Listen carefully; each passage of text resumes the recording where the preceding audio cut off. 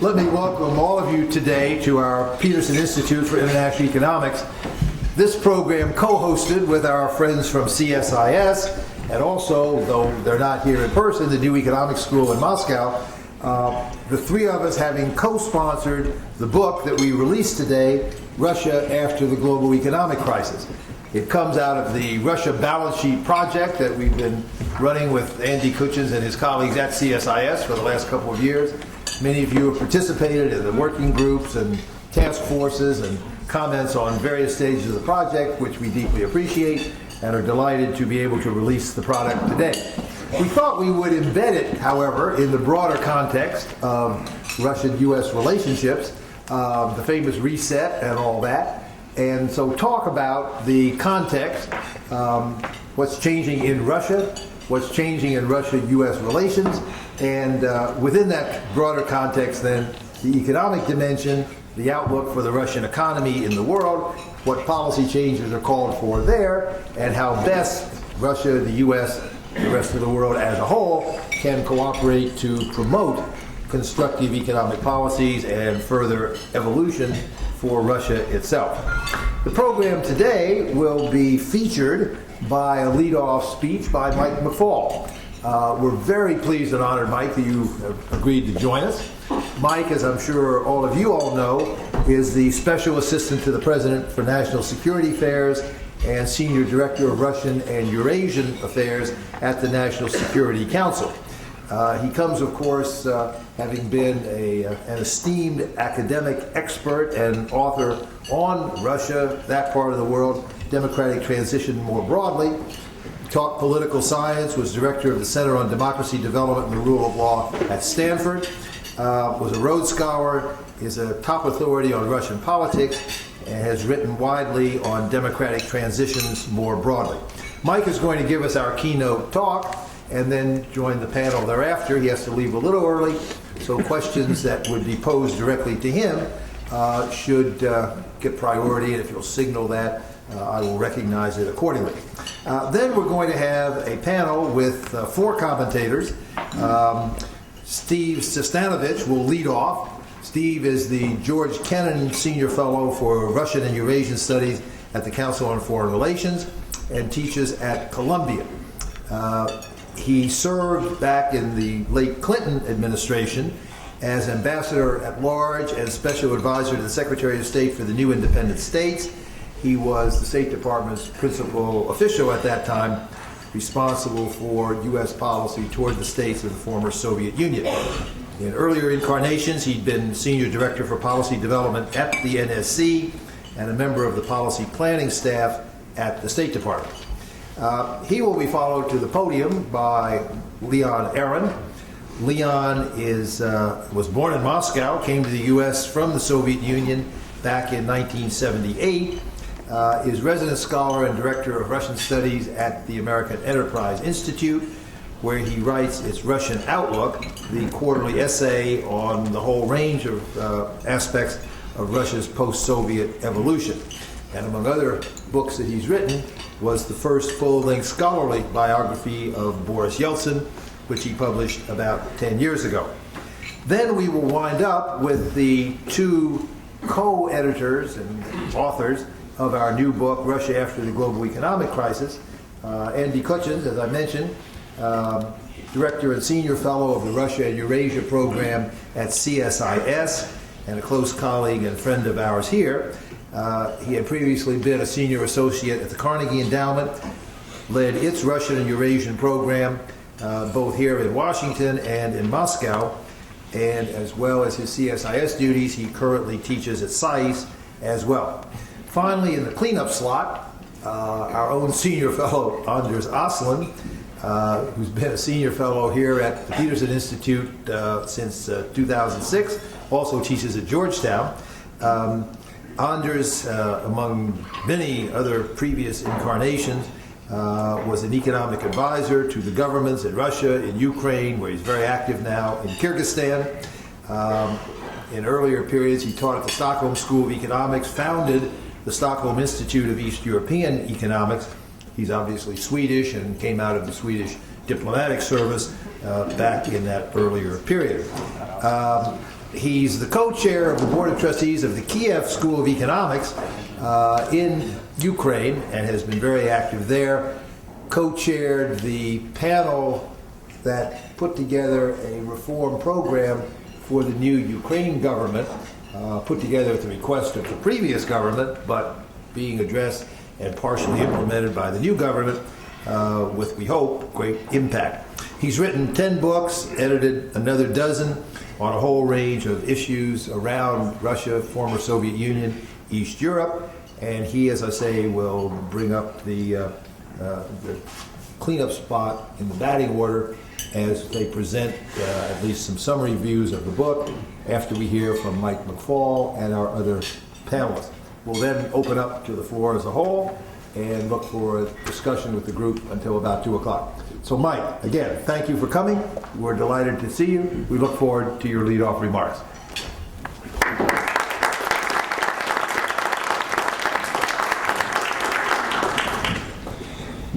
Thank you, Fred. Thank you for inviting me here. As you probably know, I don't get out much. And I certainly don't get out much with television cameras rolling these days very much.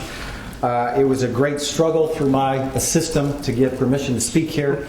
And as one of my senior colleagues reminded me at about 11 p.m. last night when they said it was okay, well, you know, if he screws up, let's all remember McFaul does have tenure at Stanford, so it's okay.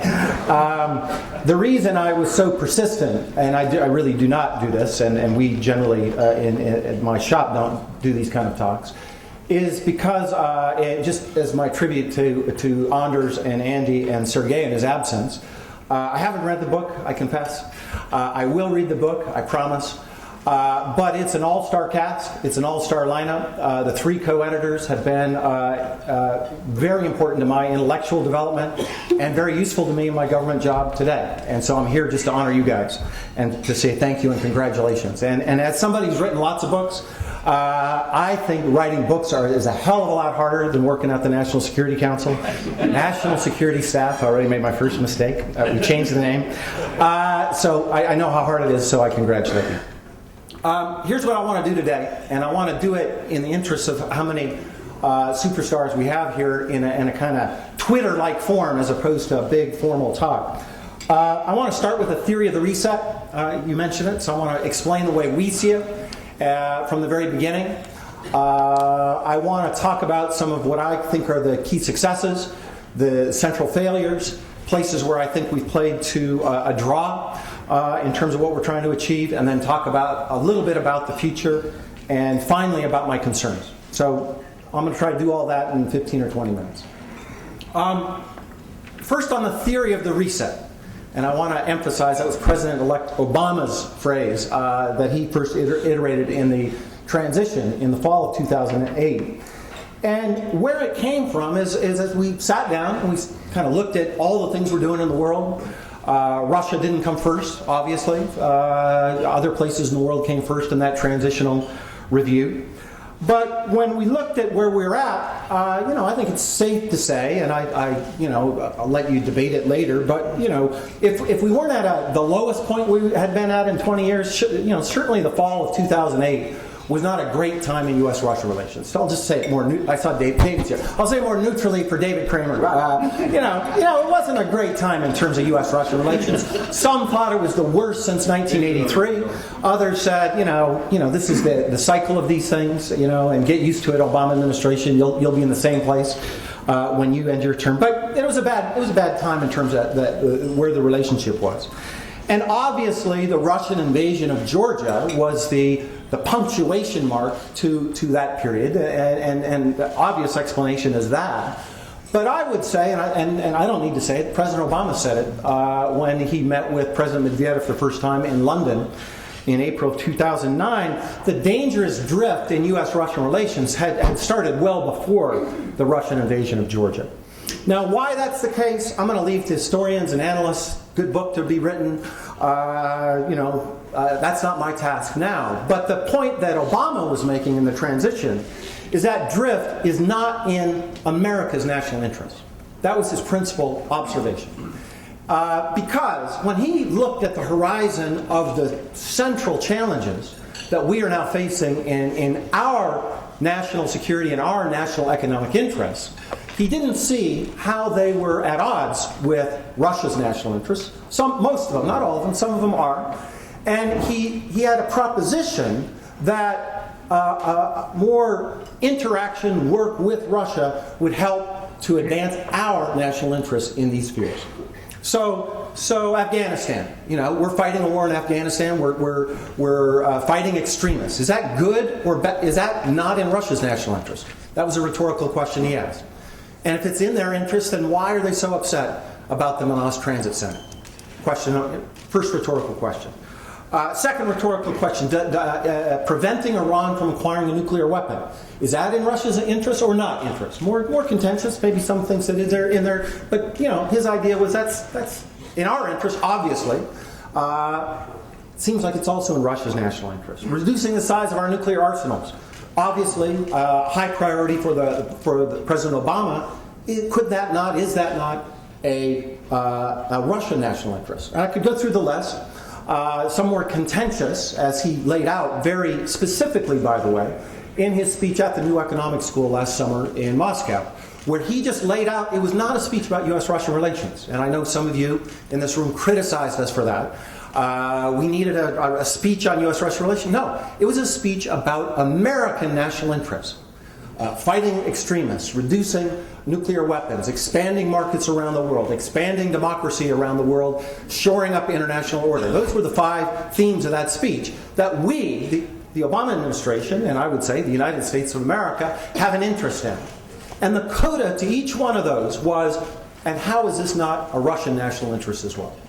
So that's the essence of the reset. That if we just get away from, the drama of whatever period before and the personalities, and believe me, I've now met all those personalities at the top, and I've seen the drama, so one can understand how that might have played into this drift. But if you just take a step back and think about our national interest, the idea of the reset, if we do that, we can find what President Obama likes to call win-win outcomes with the Russians on a lot of these issues. Not all of them. I'm going to talk about a couple of those that we can't in a minute, but on a lot of them.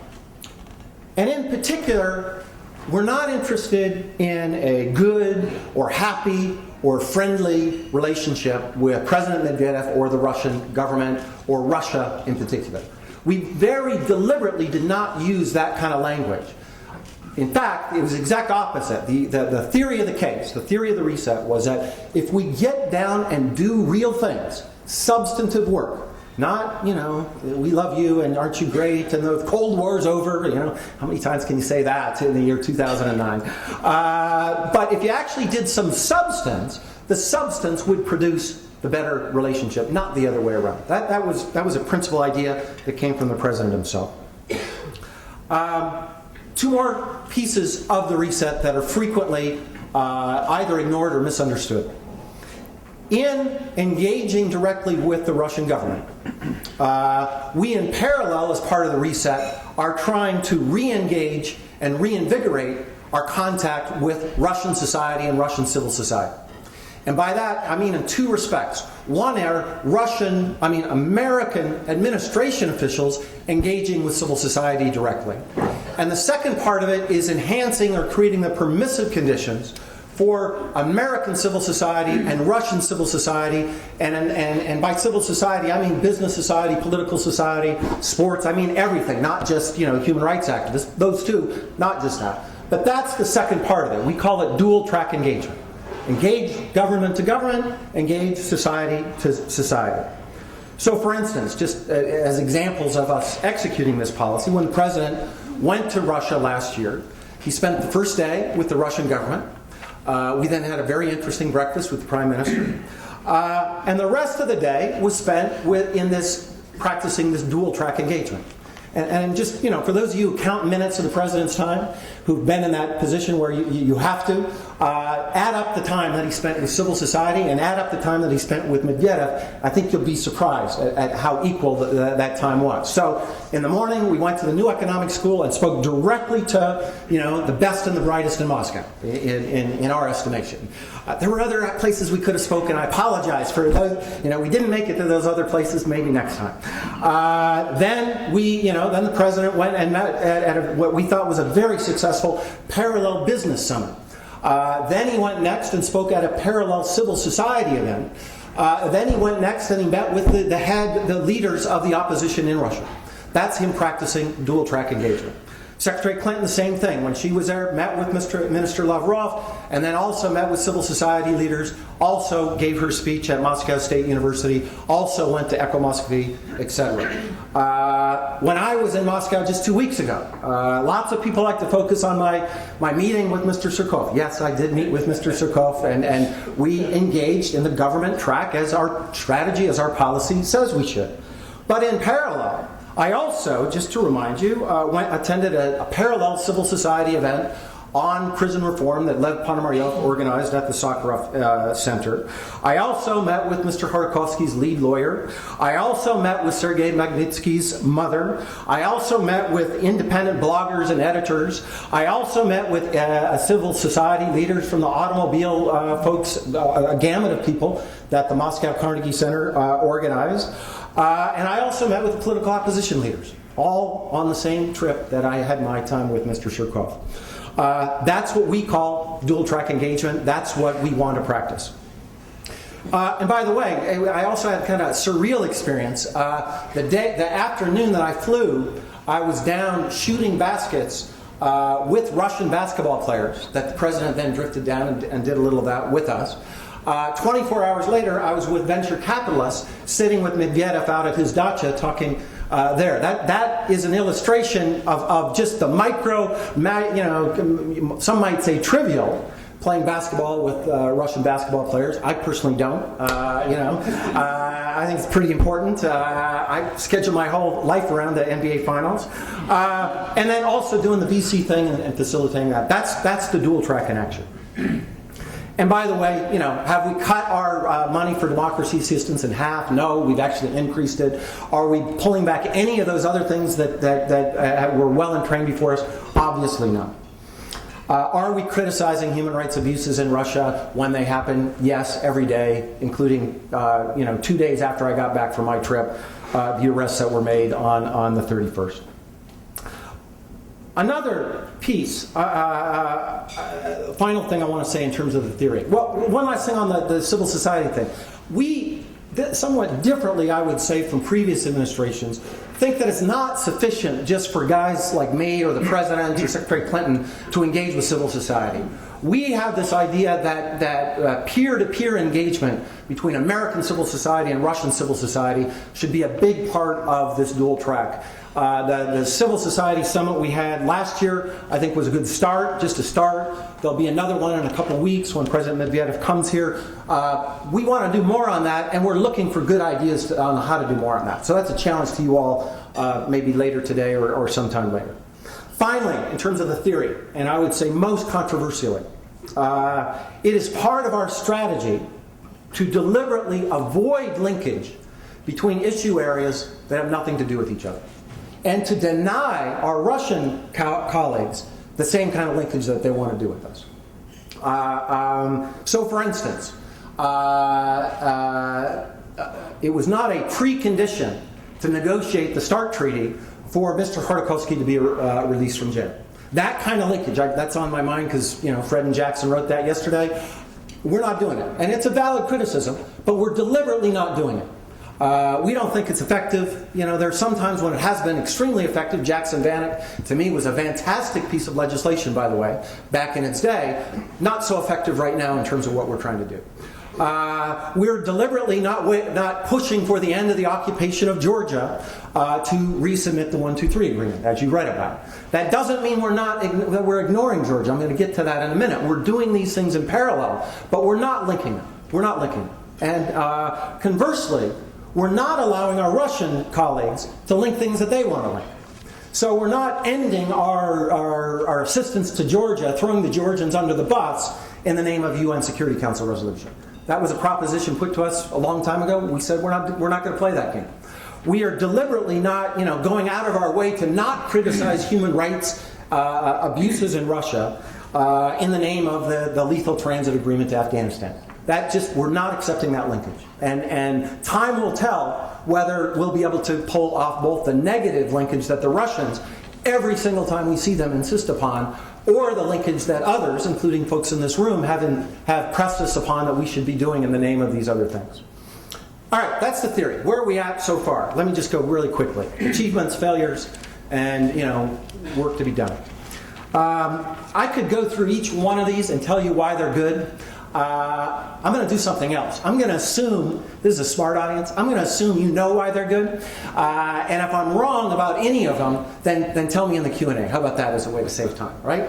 So first, the New START Treaty. I think it's a good thing. I got 8 points here to tell you why.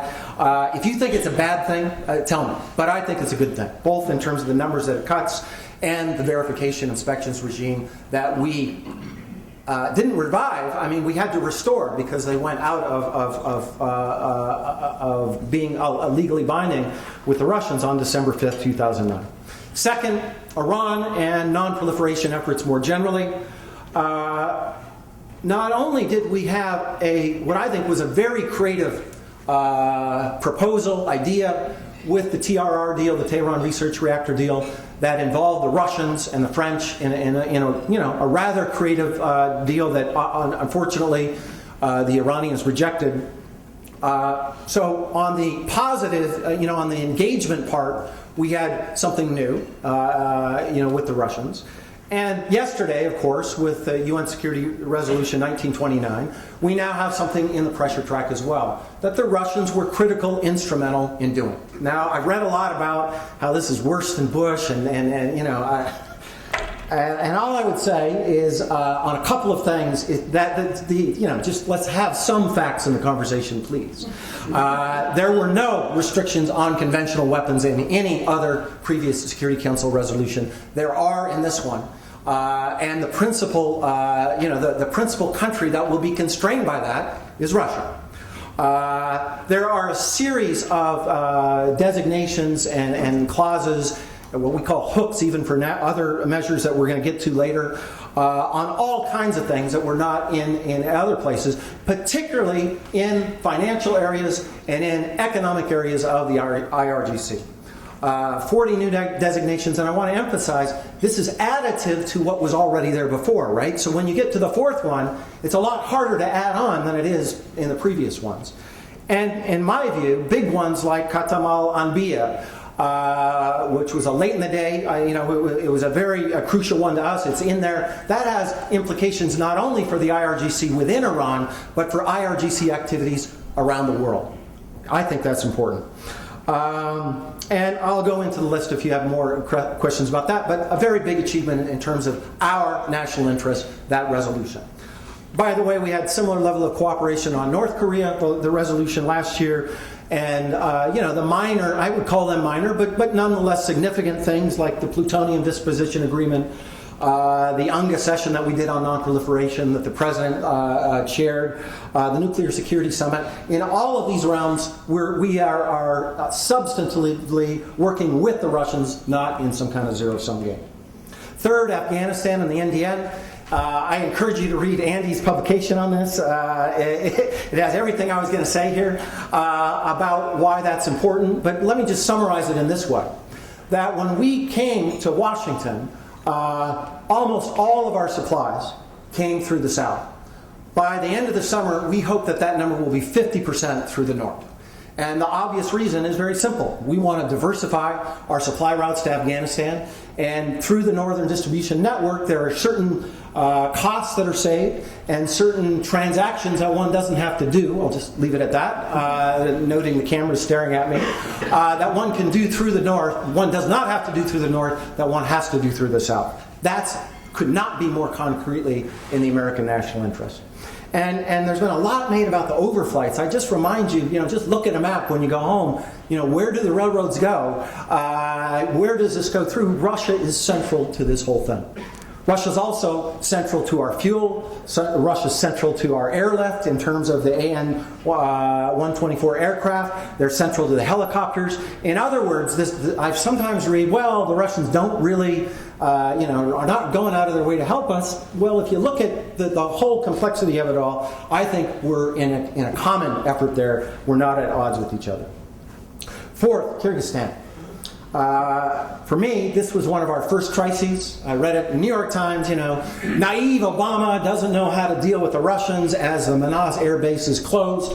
That was, last February, I think that was the headline. I would just say I was in Kyrgyzstan a few weeks ago.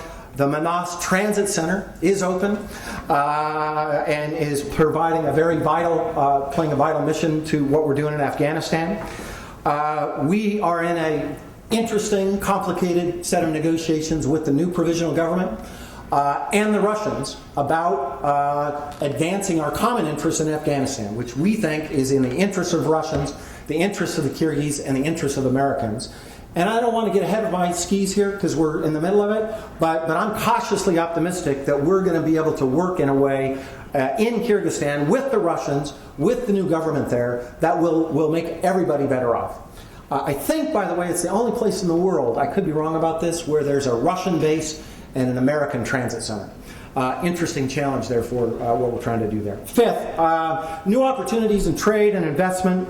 We'll come back to this in questions if you're interested. This is like, in terms of the way I see the portfolio, this is a real underdeveloped part. President Medvedev says this all the time. When he comes later in the month, this will be the focus of his trip, and we want to encourage that. We see this as in our national interest as well. There are some big deals out there. You've read about probably the Boeing one in particular, not closed but in train. There's some other things going on, and we could do a lot more, but incremental. We're moving in the right direction there. Sixth, they're just in terms of just raw quantitative numbers. There's just maybe exponential's too strong, but there's just a lot more interaction between Russians and Americans than there were just 18 months ago. We set up this bilateral commission, 16 working groups. It's expanded all over the place. I don't know if there's going to be any concrete results. There's been a few minor ones, which I can mention if you're interested. Let's see, I don't know. But our theory is just more connectivity, more interaction. There were 15 American delegations in Moscow just 2 weeks ago. 15. We believe that that's in and of itself good for what we're trying to do.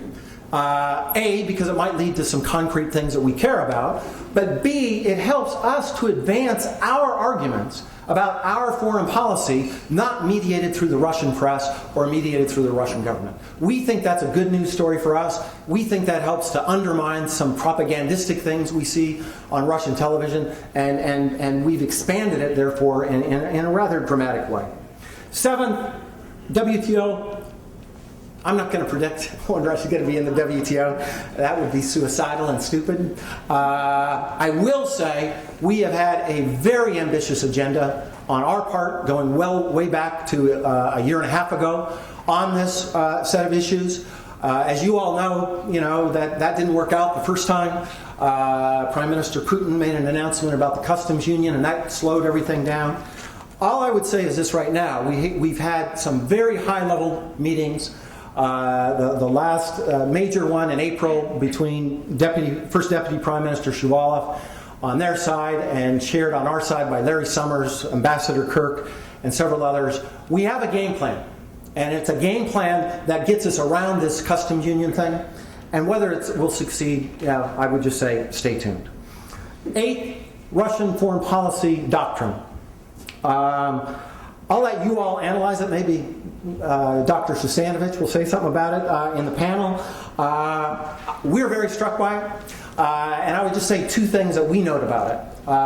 One, obviously, things like this don't leak, inadvertently, not in that system.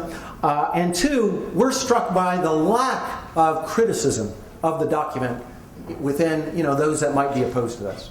And I'll just leave it at that. I'll let the experts talk about whether it's important or not. Did we have anything to do with it? No, I'm not going to claim that either. I'm too, I'm in the government for now, but I'm a social scientist, before and after.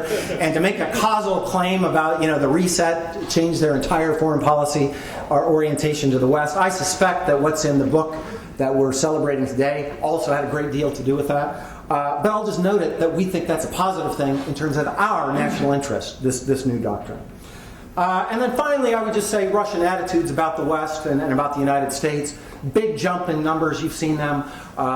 We went from majorities who had a negative view about the United States to majorities, slight majorities, but majorities that now have a positive attitude about the United States. Again, that's a means to an end. I don't know particularly if that advances our national interests yet. But I think it's better than than having the reverse.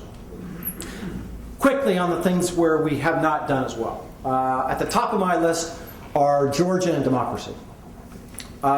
Is it a foreign policy objective of the Obama administration to help end Russia's occupation of Georgia in a peaceful manner and restore Georgia's territorial integrity?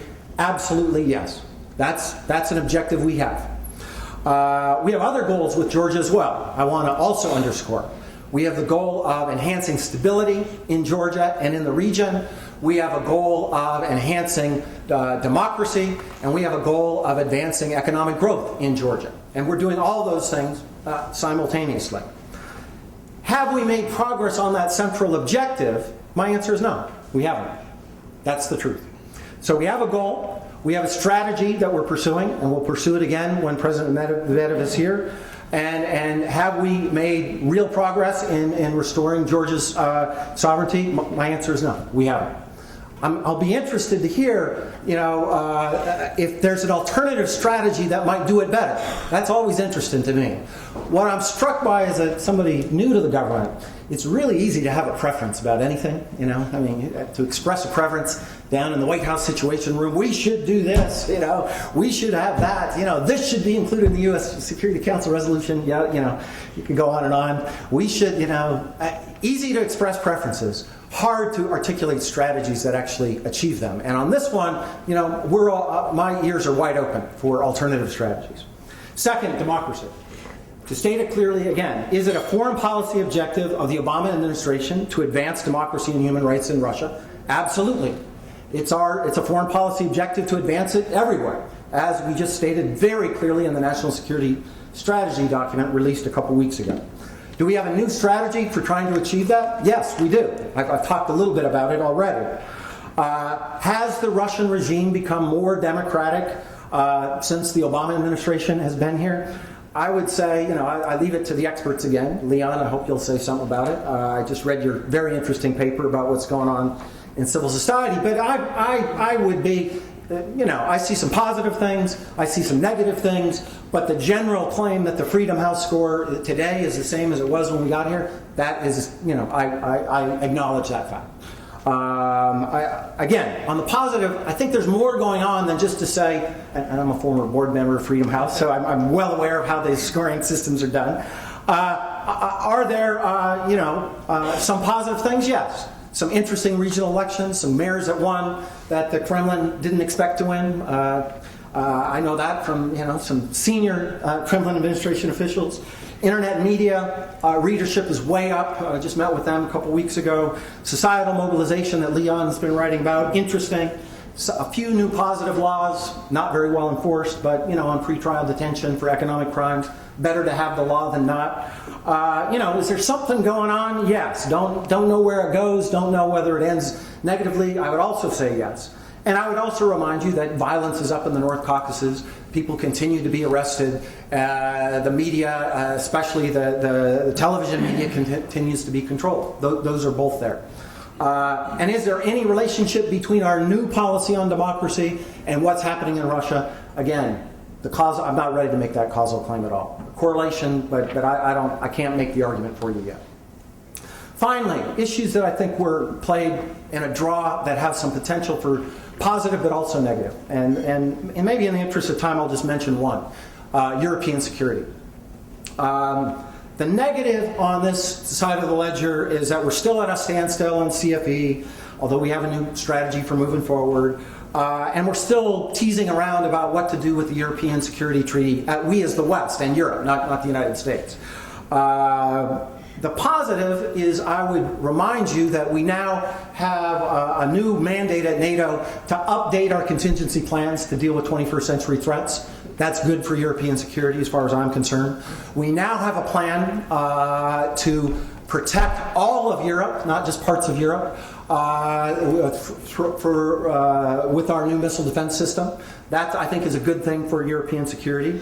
Obama has outlined a set of very concrete ideas for enhancing security. I won't go through them now in the interest of time, but they were outlined in the Vice President's op-ed a while ago, and when Obama was in Prague, he outlined these principles and ideas both to Medvedev in the afternoon and to the leaders of Central and Eastern Europe in his dinner that night, and it was interesting. We're not there yet, but greater transparency, incident prevention mechanisms, trying to have more transparency over our exercises.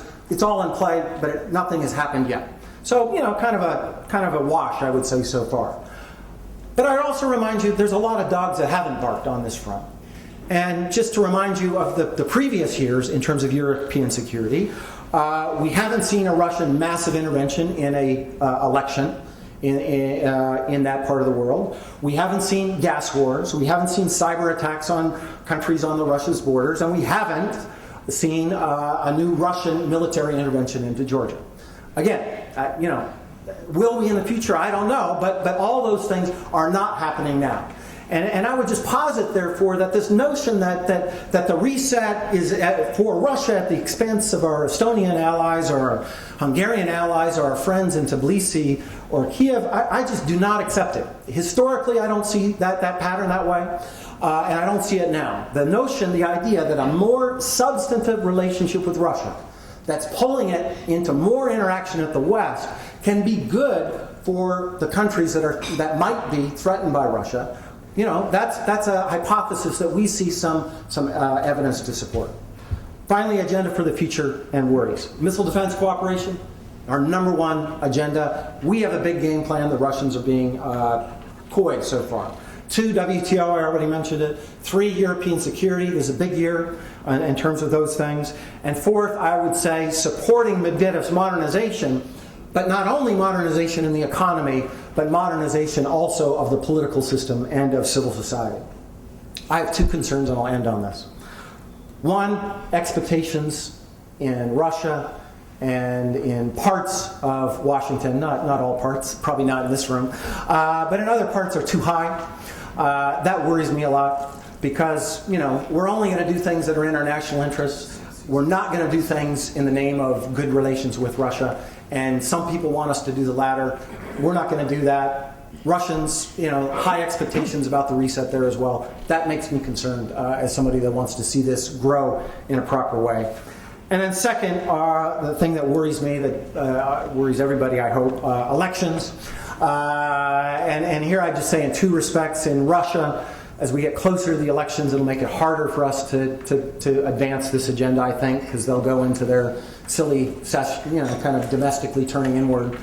And same with us, that, as we get closer to elections, the attacks on the reset, it's kind of easy because, and I worry about New START, I worry about things that are pending because in the Cold War, we had a conversation about the Soviet Union, criticism and divide, but it was a big, important issue.